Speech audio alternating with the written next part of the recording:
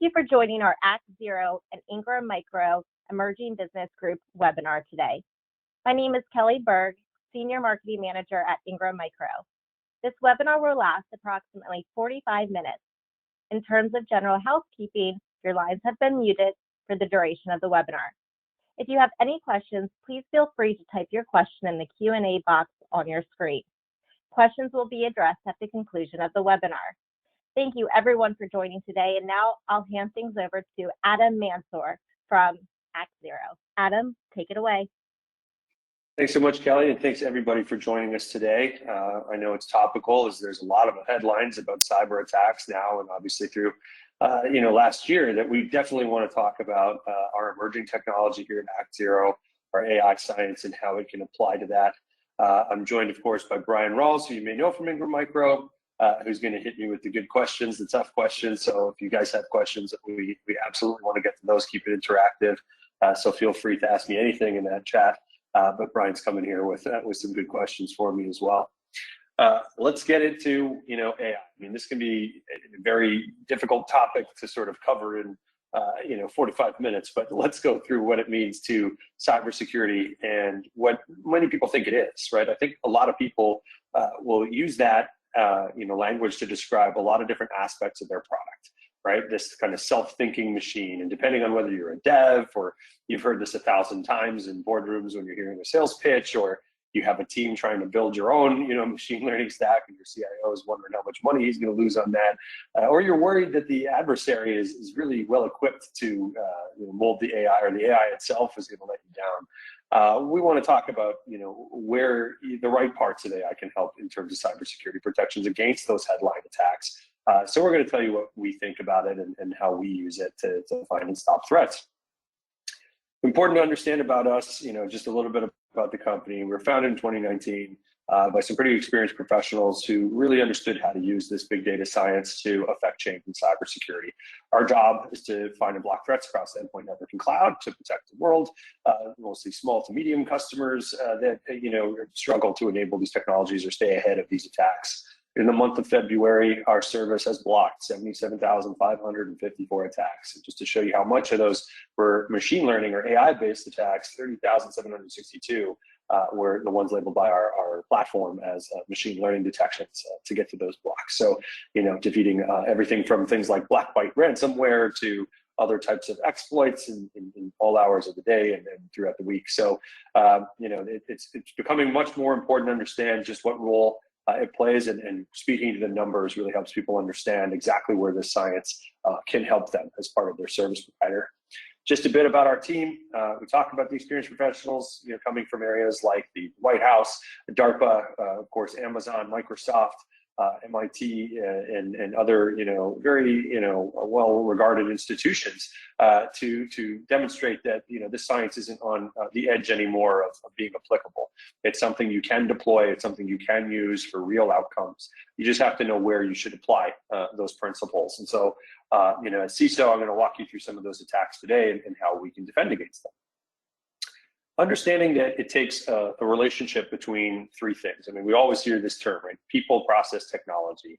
But what kind of people, what kind of technology, and what kind of process is involved in aiding your security operations center in using machine learning? Do you need your own dedicated data science team? Do you have to have, AI-driven technologies, and it just simply works very much like the other technologies that already have alerts or preventions? Well, what kind of things do we have that we need to leverage that allows us to do these types of things? And what part is still left over for the manual work of threat hunting or other types of processes as part of a SOC?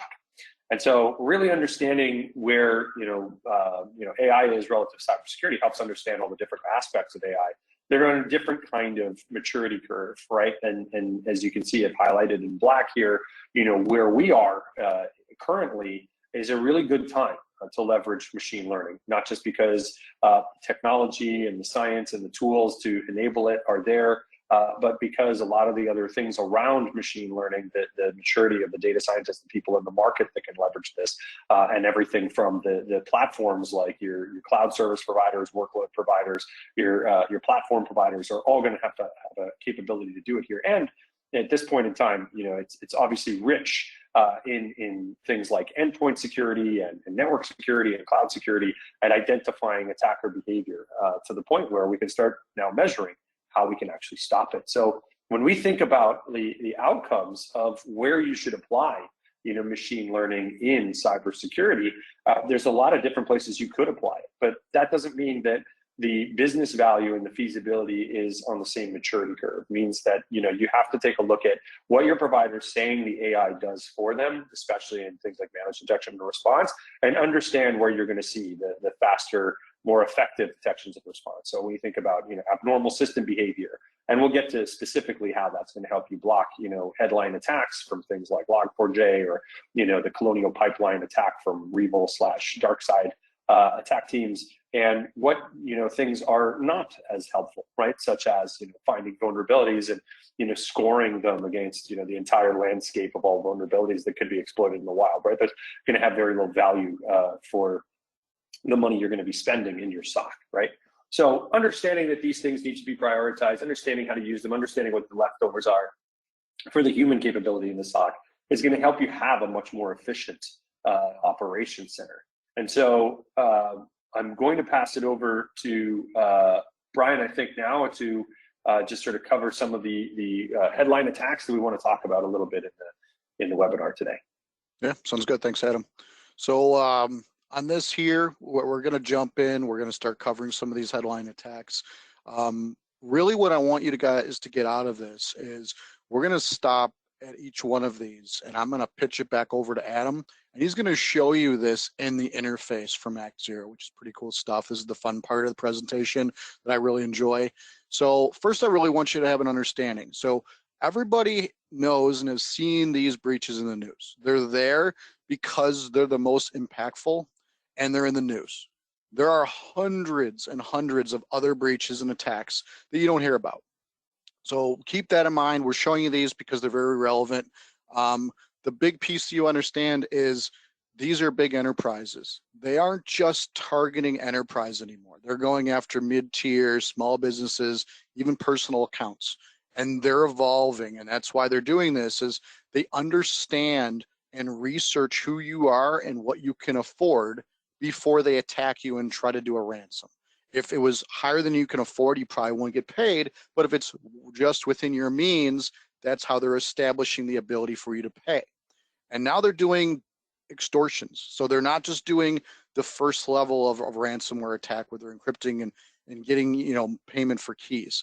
Now they're saying, hey, you don't pay us, we're also going to take that information, we're going to publish it. Like, oh man, I better pay that. But then they're going to do a denial of service attack on top of that. And they're still going to start going after your customers and supply chains on top of that. So they're evolving from the initial ransomware pay us for keys to all these different techniques to ensure they're going to get payment in some way. So keep that in mind and why I'm really bringing that up. The first one here, the Revil Colonial Pipeline. Like I said, I'm not going to go really deep into these. You probably know most of these. That was part of the account takeover piece. They're doing identity theft, malicious actors. They're going to gain full control of your account. Any authorizations you have, any confidential data they have, that's what they're really after, so they can encrypt it and provide a ransom. In order to get there, they have the living off the land type attack used in conjunction, where they're going to use PowerShell, establish an EXE, which is going to be able to call out to the command and control, establish backdoors, escalate those privileges, and then finally, part of this, they're going to obviously add the ransomware because they want to get paid. So that's really, in a round nutshell, what that one was. What I really want to show is, I'm going to pitch this over to you, Adam. I want you to show how this Colonial Pipeline in the interface could have been prevented and actions you could take to help prevent and identify this going forward. Thanks, Brian. Yeah, I think that when you think about Revil, DarkSide, Maze Group, right, there's certainly the idea that they're going to try to extort by publishing things publicly, right? But obviously this attack starts with a few breakdowns in their security, right? In Colonial's case, when they testified before, I think it was the Senate, they had a member of their staff come and talk about how a VPN they had connected to a Cisco ASA didn't have multi-factor authentication on it. And the credentials that they lost led to an account takeover which then had the attacker group gain access and move through the environment before deploying a lot of those more fancy malware products like the command and control and ransomware. So let's start at the beginning, and we'll kind of roll through as we do this and the other attacks to talk about the ransomware specifically. So one of the great places that the service can go and comb through the AI is obviously on the dark web, right? When you think about how many sources there are for attackers to communicate, things like credentials that they may have stolen from LinkedIn or from other types of cloud providers or SaaS providers or social media providers that are commonly used, everything from your eBytes, your Hows, your single app users, that's where a lot of these credentials start to get captured when those sites get breached. And when they get leaked, basically they end up on the dark web. They get sold multiple times to multiple buyers, low value transactions, right? They're not selling this for trillions of dollars. They're selling it to people who can make even more money, right? You remember, headlines reaching the news about Colonial, about the Bitcoin exchange that they had, and the millions of dollars to get their data back. Well, it's a great investment for that attacker group to grab those credentials to that Cisco VPN without actually brute forcing or setting off any alarms, right? So one of the awesome things that AI can do in the background, of course, is go and pull, credentials that may be missing. What we're offering, obviously, today, and we'll talk about this in the leave behinds, is we'd love to show people exactly what credentials the dark web is currently talking about for their company. And so if you guys have customers, all you got to do is reach out to us on the contact page, and we'll produce one of these reports for you to send back to them, right? This is great because machine learning plays a significant role at optimizing the collection of things that come from things like instant messaging apps, that come from dark web sources, websites, right? That come from the multi-language nature of those forums, right? It could be something written in Russian or Chinese or Korean, and so there's obviously a lot to comb over there, right? Having this as knowledge is really important, not just the credentials, but things like IPs they're targeting, other systems they believe they have access to, because that's how these actors communicate, right? They talk to each other through these apps to try to solicit a partnership from somebody who understands things like ransomware. So that's one of the best ways you could get ahead of credential theft out there for Colonial Pipeline, is to have that awareness through AI about where exactly the dark web is targeting your credentials already. So you can, have your users reset them. You can make sure that you're monitoring those accounts specifically for any activity, and make sure that, that you can even trace back to say, was there any activity from the time that was communicated on the dark web through that breach to now. Great. I'll pass it back to you for the next one. Yeah. Perfect. Yeah. So second one on our list here is the Log4j. I'm going to cover high level, really kind of what happened, and I'm going to pitch it back to Adam here. So if you're not familiar with Log4j, just real high level, it's basically part of the Java application scripts. The company actually has the Log4j libraries that are used worldwide. Now, these are used to enable, log in, configure these applications.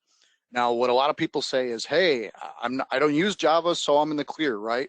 No, I mean, for the most part, it is correct, because if you're using anything in the cloud, you are really using Java in some way. And the statistic there, approximately 93% of cloud workloads and SaaS applications are utilizing Java in some way. So I really want you to keep that in mind. This wasn't an isolated incident either.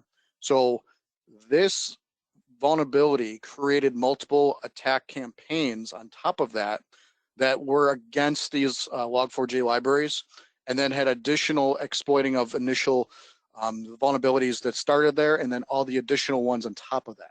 So this is just a means to grow, expand, and evolve, starting with this. And being that said, I'll pitch this back over to Adam, and he can start talking about Log4j. Thanks. Yeah, I think one of the things to note about Log4j is that it maybe isn't even the perfect example for how to just track and find that acute problem. Right? Some problems are still very well solved through the idea that there are indicators of attack specifically, right?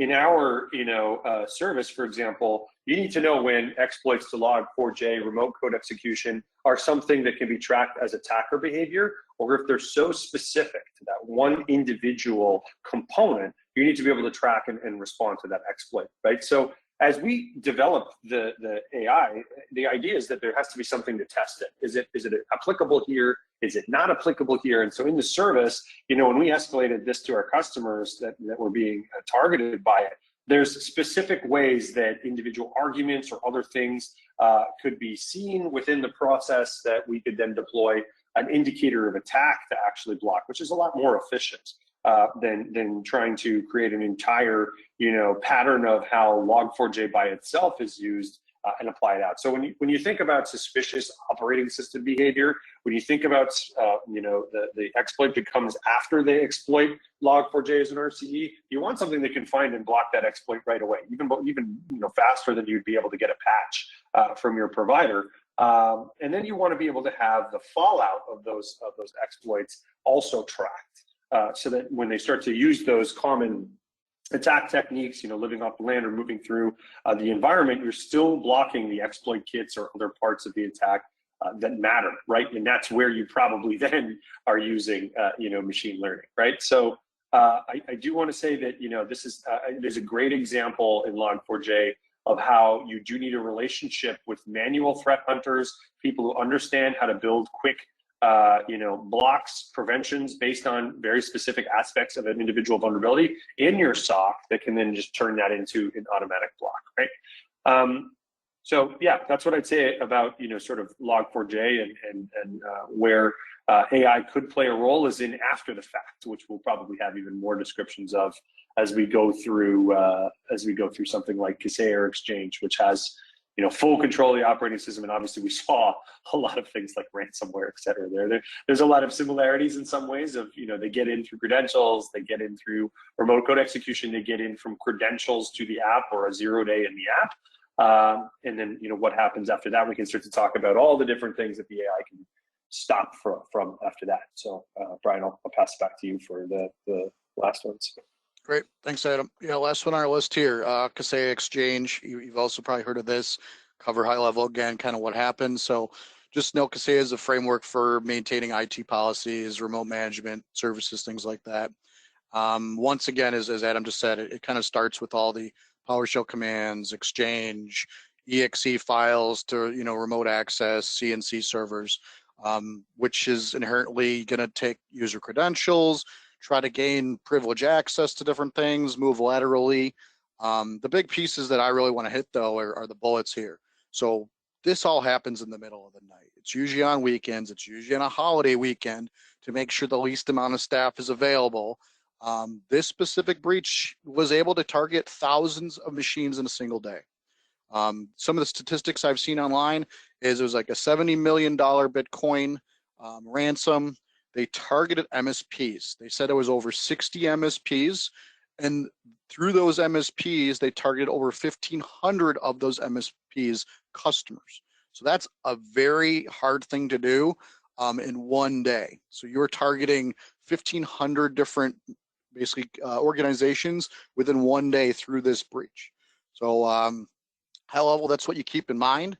Part of the platform and part of the problems we have now with staffing is you need people to be available and watching things when they happen, whether it's a night or a weekend or a holiday. And that's the biggest piece I want to take from this. Being that, I'm going to pass it back to you, Adam, and you want to run through some Kaseya Exchange stuff, that'd be great. Awesome. Yeah, absolutely, I do. Kaseya and Exchange obviously have two very different versions of this exploit. One, Kaseya is already installed and can do a whole bunch of stuff to your operating system. But two, things like Exchange, which had a web shell exploit put in, make it the beachhead for other malicious activity, right? So, what happens when we start to see the behavior from, not just account takeover, but, any type of legitimate access? So is getting access in and of itself, the account takeover detection and the block, right? How much, is sort of layering onto this, right? Is sort of the concept here, right? Is that once you get that initial access and the things you start to do after the fact that are different than what Kaseya or Exchange would do is a great opportunity to talk about how you're sort of building almost like a fingerprint of attack behavior and saying, okay, your initial attempt to get into the environment, may be using credentials that have been lost before, may have, come from a different country. But the concept is you want to be able to layer that into, much broader activity that can pervade across the endpoint, network, and cloud, right? So that when we see an account takeover, we are also talking about what happened once they logged in, right? Did they change the mail forwarding rule? Did they start running PowerShell to encrypt certain processes? And this is where Kaseya and Exchange are the same. Some people use the web shell in Exchange to capture email, files from the on-prem Exchange without authorization. Some people in Kaseya may not have been, able to fall victim to the latter part of the attack. But it is exactly those attacker type behaviors that they try to deploy in different ways, right? So if you got access through Exchange to the web shell, you're probably going to start deploying exploit kits to try to break things, right? Encrypt things. And so the AI is also very good at identifying, even if those are executables that have never been seen by the operating system or the agent before, even if these are things that are frankly coming through PowerShell or other types of scripts from those products, that the outcome is really the same.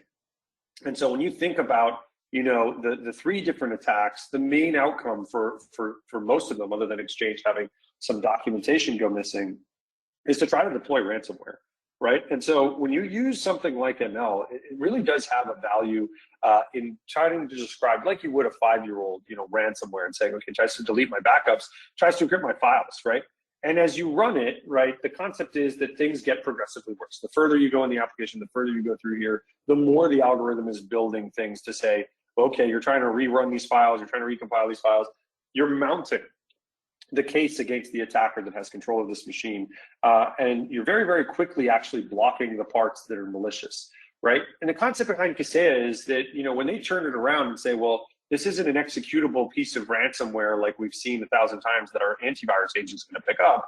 This is a product that's trusted to run PowerShell internally in the environment with signed code. So a lot of people will give it a pass for that, the same way they, don't protect all their workstations from Exchange, because they usually have to route stuff like email back through it, right? So the concept is that even if they did pivot to a completely different program, like PowerShell or Kaseya or something else, the algorithm is smart enough to find and have blocked that at the source, right? For the graphics of where this actually blocks things in execution, it's easier then to describe to the actual end user, here's where, we found and blocked this particular attack. But it has to be something that can be done without human interference, right? And so, you want somebody working 24 hours a day to acknowledge and explain the attack. But, many IT teams, especially MSPs, if they're targeted that fast, even they would have no ability to react to that, right? A lot of those MSPs were put in a position where they were exploited through software they were using to manage the environment, and they had very little control to be able to revert or to block or to do anything once those attacks happened. So, in order to make sure that you have something as kind of like a stopgap, an insurance measure, the concept is that changing tactics and techniques that can happen through your supply chain are things that you want the AI to be able to find and block, because suspicious file behavior, process behavior, script behavior, operating system behavior are all something that are enabled through those sciences.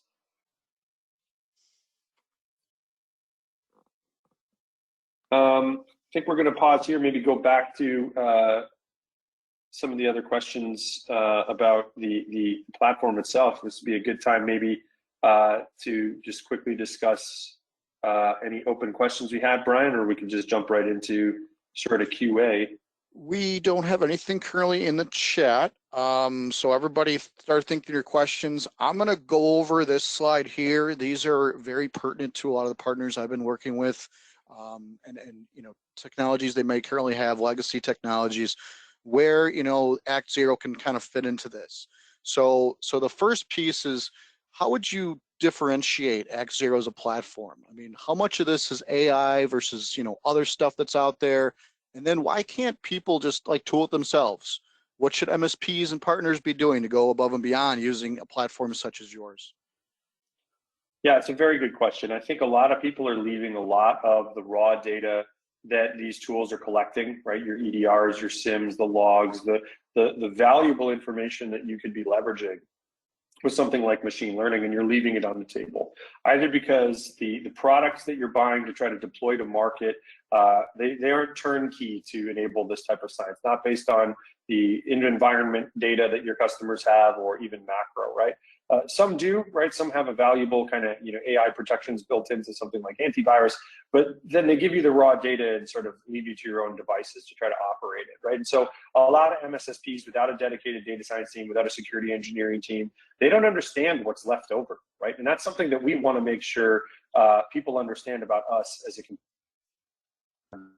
we are handling that leftover, right? And it's a significant leftover, right? So when we think about the service, we talked about some of our block rates over February, right? 60% of this, was not machine learning, was known exploit techniques, attack techniques, other types of ways that indicators of attack would find and block things like a typical, security operations center would. But we understand how to scale that. We understand what to add machine learning to, and frankly, what then needs to be left over for manual threat hunting. So that as new top-line attacks are discovered, whether it's Conti ransomware in November, or you have Manage Engine being exploited across systems in December, right? You need to be able to quickly adapt to that, right? And so rather than put MSP partners or resellers or other people in the driver's seat with these technologies on the raw, we have the outcomes that we start to work on to guarantee it, so that they can really round out the service with their customer and feel confident that new types of attacks on the endpoint, network, and cloud are gonna work, or at least understand where they are, so that they're not wondering where those gaps are. So I'd say that it's not just machine learning, but certainly it takes more than just saying that you have that in the product to turn that on, right? And that's where a lot of people, if you look at a security line card, are looking at technologies or providers and saying, okay, it's in there, right? Like that capability's in there, but it can't actually achieve the outcome without the team to efficiently manage what's left over when you configure those tools to try to get there, right?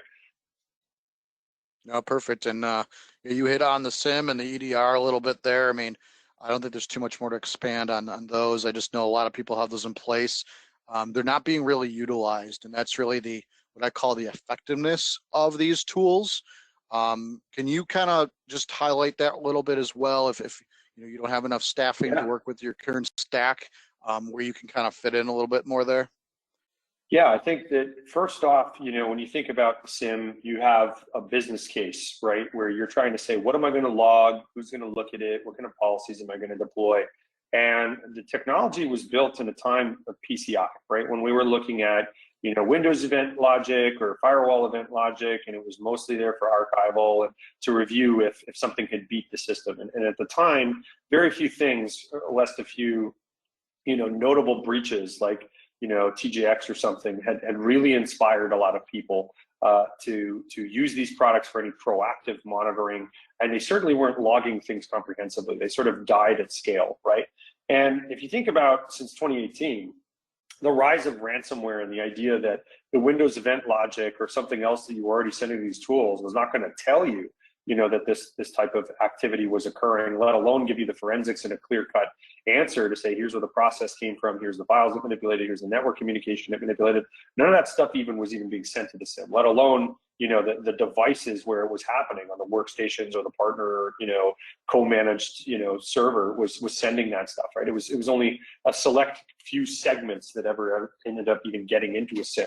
And so, they never really were put to the test in terms of what they had to log. They were never put to the test in the business case for, being able to scale the type of searches and forensics, because they weren't under attack like we are today, right? So, it does force us not just to evolve the policies, which is where machine learning really is in the SIM world, is to say, I need to make better decisions faster that can actually block stuff, which is what my SIM my logging should be doing. You also end up with a business case that almost prevents you from doing it no matter which provider you choose, right? So, the value has to be that the outcome is you're blocking attacks through this. And so you even see the deficiencies in what the SIM's doing, which of course we're collecting the logs to let you know what things happen before you log into the operating systems, which you still have to do for account takeover, and using machine learning to get enough of a false positive rate down that we can actually block stuff. But then you also look at EDR as also entering the market within a lot of AV vendors and just saying, we have EDR, it's there. Our product has it in there. And most people not knowing what to do with it, right? The EDR was a massive change over the information that was missing during the cyber attack, specifically endpoint-based attacks that had a lot of missing telemetry, right? What process, where did it come from, what network communications did it do, right? That's a very valuable tool that people still don't even realize how to use it, right? When you have EDR, it's mostly used by when the inbuilt AV makes a detection, people will go back and start to look forensically at what happened. You hear some people talking about threat hunting, but it's important to understand the relationship between the two. Some people think threat hunting is proactively looking at, a couple, 5 or 6 different indicators of attack. Like, oh, is there Kaseya? Am I exposed to this PowerShell, manipulation? Maybe I'll, whenever I'm thinking about it with a coffee in my hand when I have nothing better to do, go back and look for those attacks. And that's absolutely not what that information is used for. What it is supposed to be used for is to essentially correlate very, very valuable information. And enabled through AI, this actually is an incredible technology to try to find attacks that the default detections missed. It's also important to understand what those default detections would miss so that you'd know what to threat hunt through that information, like Log4j, right? If you didn't understand whether your provider blocked Log4j or how to search through it, or that Log4j wasn't even your biggest problem right now, you don't have enough communication between the reactive and the proactive to actually leverage those products, right? And communicating that in the team with the data science team that we have really builds on the idea of what the intent of those products were, but to come with them as an outcome that doesn't cost customers more, right? And so that's a really important distinction, is that we have a compute model that also can be introduced where you can disrupt something like how SIMs are licensed with compute and storage, number of events per second, and you can do away with all that. So you can log from everywhere and actually get blocks because you have ML running the policy. So that's a very long answer, Brian. I apologize for kind of going on and on there, but what I have to talk about between those two, for sure. Perfect. So I just found out one of my teammates in Ingram had some questions that I couldn't see. He shot them to me. So I got 3 questions here, and I'll let you address them one at a time. Kelly, I can't see the chat, so if there's any more beyond this, let me know. So here's his first question is, what sources are you using for threat intel? Yeah, it's a great question. There's multiple, right? We have paid sources, which will capture things like, Falcon Intel from CrowdStrike, one of our partners. We have obviously a number of open source feeds. And then you have the concept of dark web, where we're going through and collecting from a lot of sources through scrapers, et cetera, and measuring that against, all kinds of other, government feeds. The important distinction there is, how do you know when a feed or a piece of information or something is stale, and how do you use it? So while a lot of people could maybe subscribe to something like Anomaly or Cyber6Skill or one of these other, dark web feeds, how are you actually leveraging it is the question, right? When you comb through all that information in the raw, the millions and millions and millions of indicators that are out there, which ones are germane to your customer base, their software, their IPs, and that has to be mixed in with what's actually being collected, right? So when we talk about mapping threat intelligence or dark web monitoring to an actual account takeover, we have to use that as an input, but you also have to be able to comb over the relevance. Right? If you think about the way many tools like next-gen firewalls will consume a block from threat intelligence, they can handle about 50,000 IPs, right? Maximum. So how are you going to jockey things in and out of that, right? That's where a lot of the ML and the AI and the science behind where you should put things in and out of your dark web monitoring are in there. Because even if given the same information, even if having the same, intelligence, right? It's the use of that intelligence. Now that I know that account has been compromised, was there anything suspicious of the activity? That now tells me it's more likely something has been breached in the past or currently, right? Like very, very difficult to do at scale unless you're basically looking at that environment in relation to what's actually happening on the customer data set. Otherwise, people, I'll just quickly say this, Brian, otherwise people find things either not relevant because they were reported very late and they block them because they're low value indicators, like they don't use them because they're low value indicators like open source, or they don't trust what's going on from the intelligence because it's being basically communicated with really old information, right? So, to get the real value as to whether it's still a problem or not, really has to have a second look with a bigger data set. Great, thanks for that. Good answer. Next question here from Jerry. And this is kind of expanding, I think, some things you've already covered. He wants to know ActZero is actually blocking execution of the malicious code or just alerting on it as like a guidance handoff to anybody that they're partnered with. We block in every scenario for endpoint, network, and cloud when the activity requires it, right? So if you think about an account takeover, we have to reset the password. If you think about what's executing on the endpoint, we have to kill the malware before it actually runs, right? So you're actually doing that analysis in memory, less than a few, like a millisecond, like milliseconds in that case, right? To block the actual attack.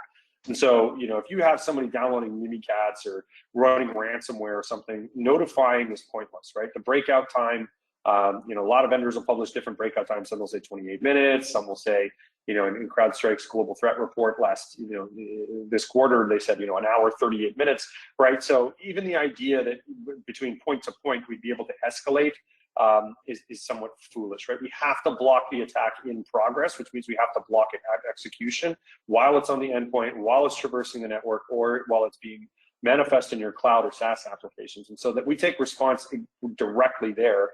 And the customer is usually getting a notification when that material change has happened. Of course, they want to know when we've killed processes, deleted files, quarantined machines, or blocked IPs. And so they have to be in the know there. But it's also really important to understand they're not in the critical path to being able to contain the threat, because there just isn't that amount of time anymore. Regardless of your SLA on communication, you cannot get there fast enough when something like this is running. So we have to kill it at the source.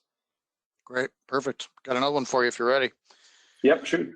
Let's see, out of the chat, can these results be aligned with the MITRE framework for SOC threat hunting?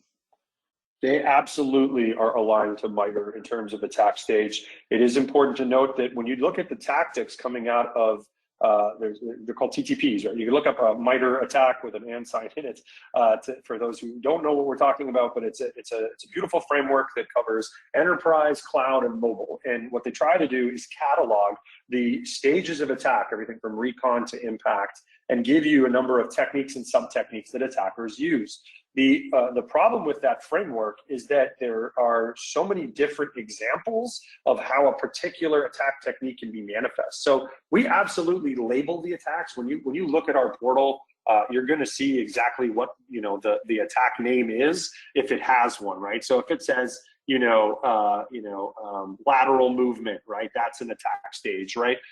There could be one that says, command and control, or impact would be ransomware, right? So as much as we can label the tactic and technique so that there's an understanding of how far down the attack chain we actually got, we will label it. But there are places in which, the machine learning is catching suspicious behavior that, there isn't a direct correlate necessarily to MITRE yet, right? So, how do you classify what is, a suspicious process behavior when it's not exhibiting a particular attack technique? It's just trying to, subvert and look at multiple opportunities on the operating system to exploit memory or something, right? And so, is that execution? If so, what part of execution? Is it part of privilege escalation? And so there's a lot of ways in which, we try to label it, but so many of these things sometimes condense into one alert that it's better to just give you kind of a clear text description of a suspicious process. But as much as we possibly can, we label everything against MITRE, yes. Sure, makes sense. I got a lot of good ones in the chat here for you. So Sure. Next, for things like SOC 2, can ActZero replace the SIM or just augment it? Yeah, it's important to understand that a service organization and controls audit, or the SOC 2 audit, which is built by the American Institute of Certified Professional Accountants, was a way to generalize a lot of change management and contract obligations for a customer. So all that means, and the reason I open it that way, is that a SOC 2 can mean just facilities audits for your data center, right, where SIM is not involved, right? Or they're simply looking at accesses to doors and cages in your data center, right? So when you look at the log management requirement, depending on how you've structured your service organizational controls, you may not even need, or be asked necessarily for a SIM specifically. Now, obviously, in the later versions of it, in the SSAE 18, you have cybersecurity as one of the trusted services criteria, as one of the domains that the audit for SOC. So they're starting to get a baseline set of standards. And so many of the things that we're logging and monitoring, which would classically be defined as change management or admin activity, et cetera, are going to be things that are collected by the EDR, are going to be things that are collected by the Windows event logs, certainly security logs that you would get from, things like the AV component of our service, or the, things like the threats coming through your firewall. They're all going to be logged and contained and stored and reviewed by our team. So it is going to stand up to scrutiny. The SOC is an interesting one to talk about because it can adapt to a lot of different things, but certainly for things like PCI and other things that verbatim say exactly what you need to be logging, where it needs to be stored centrally, and which log you're collecting and from what segment. We've gone through the paces, and we have our own SOC 2 report to prove it, to be able to replace the SIM functionality there. Definitely, because you're logging the same stuff, if not more. Great. Yeah, that definitely answers that. That's a great answer. Nothing more in the chat, but I'll have you answer that last question.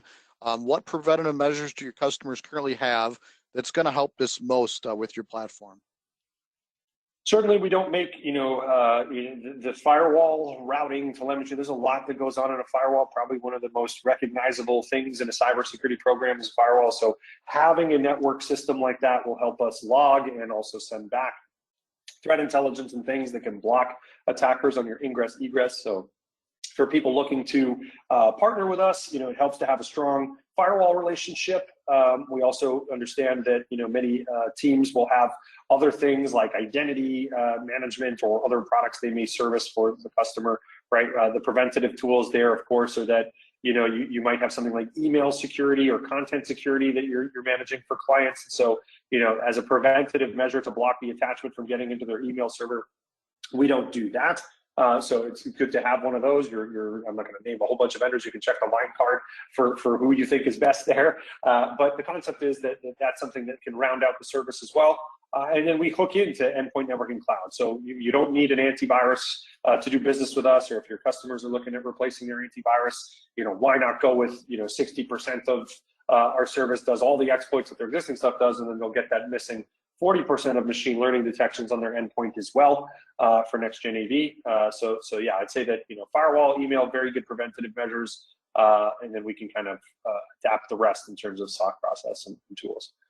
Makes sense to me. Yeah, no more questions. I have one too that came up. Partner the other day was kind of freaking out on the phone because of the war in Russia and cyberware warfare and things like that. And his question towards me, what can I do? What technology, what platform, what services should I be looking at to help prevent against this? Because he was just ill-equipped. Is that something you can jump in and cover a little bit? Definitely. I mean, certainly, the crisis, obviously, in the Ukraine, working, in the cyber realm. There's what we've seen so far, obviously, is denial of service and destroy of financial services and government military, right? Those are the ones that are obviously captivating a lot of the news cycle. So, that's what's being discussed. There was a number of, I'm going to call it, if you think about it in stages, right? There's sort of spy, there's steal, there's destroy, and there's disinform, right? And so just to summarize, especially when you're talking about nation state and looking at what they're trying to do, right? Many things that were happening even last quarter that were spyware, from the exploits to Manage Engine, Confluence software, the idea that there was vulnerabilities there, but also exploits that they were seeing, as well as things like Conti ransomware deployed by the Chinese through their attack groups to a lot of systems in the final quarter of 2021. Certainly were things around the spy.